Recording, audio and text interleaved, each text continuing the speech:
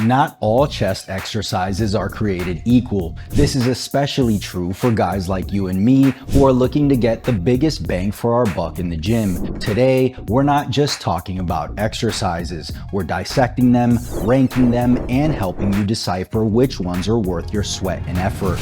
We'll be looking at different chest movements with a focus on hypertrophy. But before we jump in, let's quickly go over a few important factors we must consider. First, we'll be looking at how much range of motion an exercise covers and, more importantly, how much growth-stimulating tension is produced in those ranges. Next, it should lend itself well to progressive overload.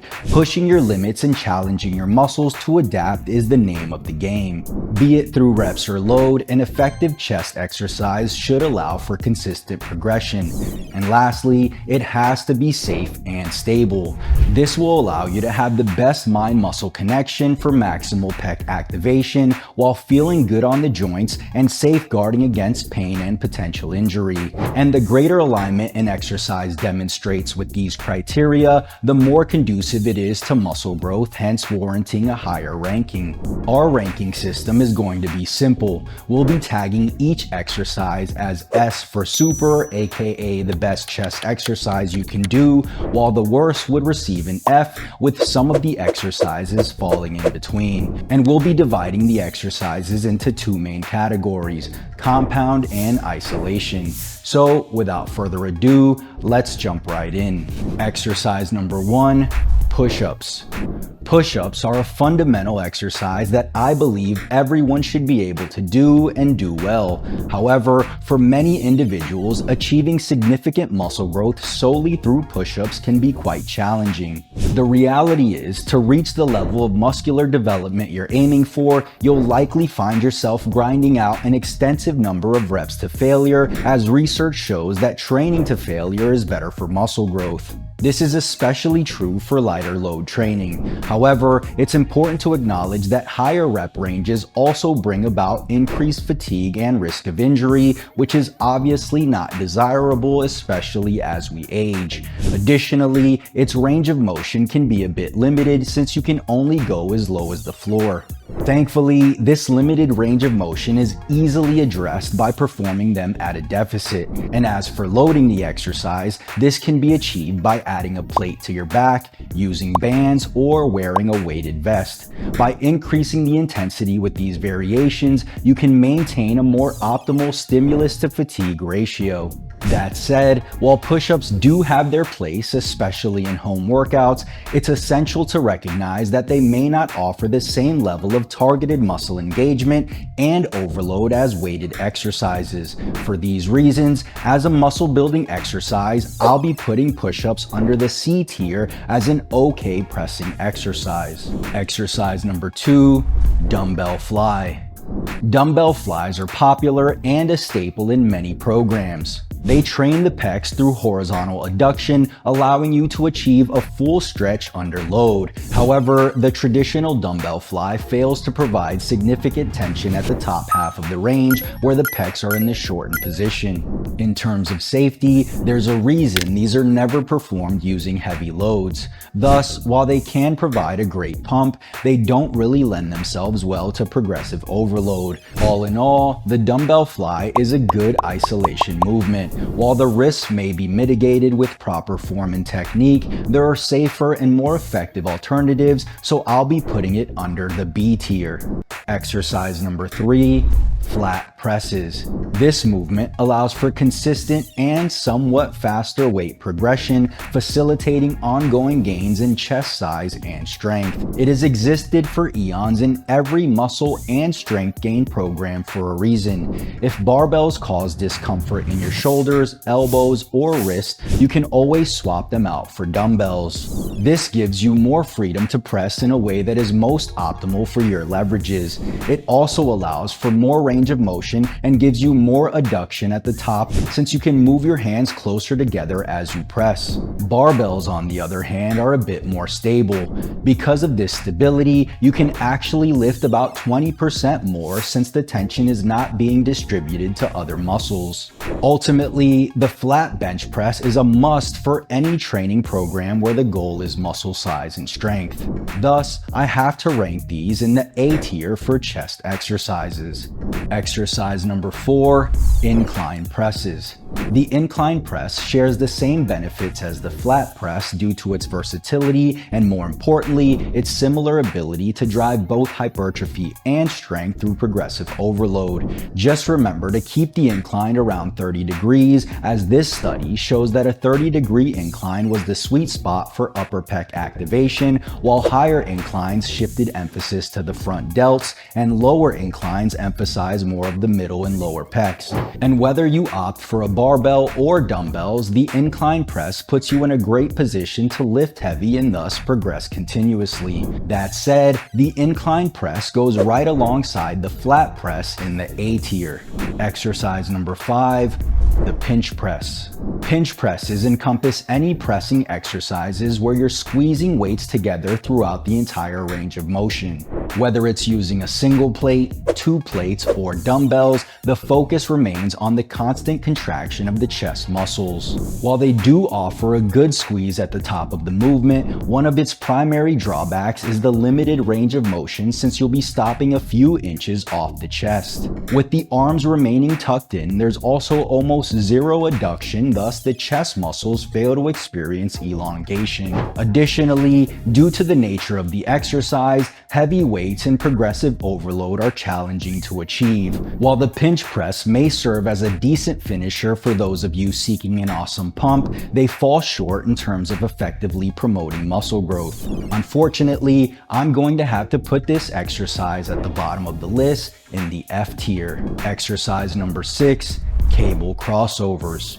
Cable crossovers deliver a significant stretch as well as an equally great peak contraction. The cables provide tension throughout the entire range, giving you the best of both worlds, a loaded stretch and a loaded shortened position. Thus, in terms of working the muscle in all parts of the range, it can be hard to find one that comes close. While this movement may not allow for the same level of progressive overload as pressing movements, you can still incrementally increase the weight safely. In my opinion, however, your focus with these should be on rep quality, ensuring that you get the most out of every single repetition. One downside to cable crossovers is since you're not pinned down to anything, there will be a higher stability requirement than most other chest exercises. In other words, the heavier you go, the more core strength will be required to perform the exercise properly. While this isn't a huge deal, it does mean that the muscle activation will be distributed to other muscles involved in stabilization. With all of that in mind, I'd still throw this right up there with the flat and incline press in the A tier. Exercise number 7, decline presses. For the barbell variation, a primary drawback is the limited range of motion.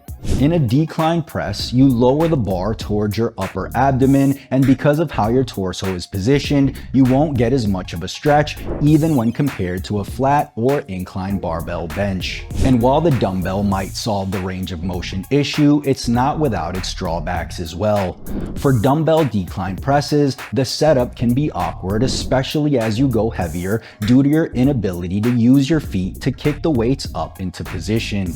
Moreover, pushing this exercise close to failure also poses a safety challenge, as you often need someone to help you safely lower the dumbbells.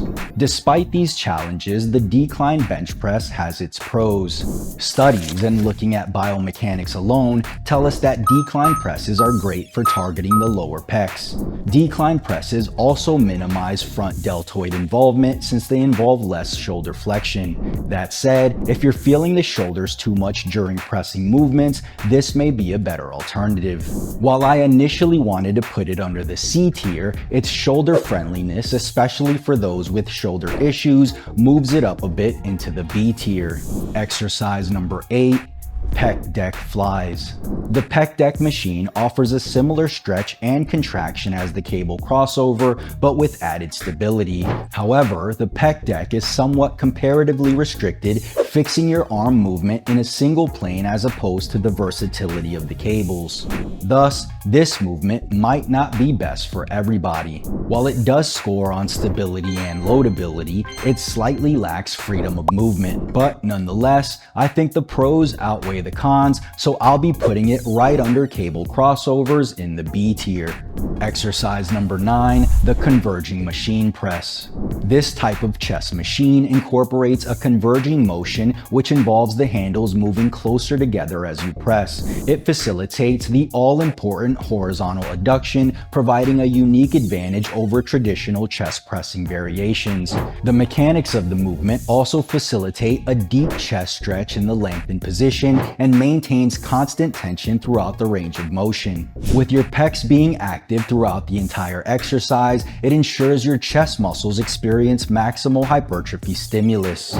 Furthermore, the guided motion of the machine makes it significantly stable compared to its free weight counterparts, allowing you to focus all your efforts on working your pecs. To put it simply, it forces proper technique, ensuring every rep you do is high quality. In addition to its effectiveness and biomechanical soundness, machine chest presses also offer convenience and safety. They allow for easy adjustment of weight, facilitating overload without the need for complex setups or spotters, and the guided motion reduces the risk of injury, particularly when pushing to failure. Overall, machine chest presses check every single box, landing them right there at the top in the S tier. And last but not least, exercise number 10, seated or lying crossovers. Seated or lying crossovers combine the stability of dumbbell flies with the rep quality of the traditional cable crossover. The seated position eliminates the balancing and core engaging component, allowing you to focus solely on maximizing tension on your pecs. This increased stability ensures that the resistance from the cables is only resisted by your chest muscles, optimizing the effectiveness of the exercise. This type of movement offers similar advantages to cable crossovers and significantly more advantages to the dumbbell fly in terms of range of motion and tension distribution. With your back supported, you also have better control over the weight, allowing you to create a deep stretch and achieve a full contraction of your chest muscles, promoting optimal muscle engagement and thus maximal hypertrophy. The combination of stability, sufficient tension, and optimal range of motion makes it my favorite option for maximizing chest development, at least in terms of fly movements, landing it right there at the top in the S tier. So there you have it, the best chest exercises for men over 40, ranked based on their effectiveness, efficiency, and safety. Did you find this video helpful? If so, click the like button below, as it'll truly help out the channel. Also, if you're a man in your 40s, 50s, 60s, or beyond who's looking to build the most muscle in the least amount of time, check out our 30-minute full body workout. Just click the link on the screen and learn the short but effective 30-minute workout that hits every single muscle group. And if you haven't already, make sure you subscribe for more videos, and don't forget to turn on post notifications so you don't miss the next one.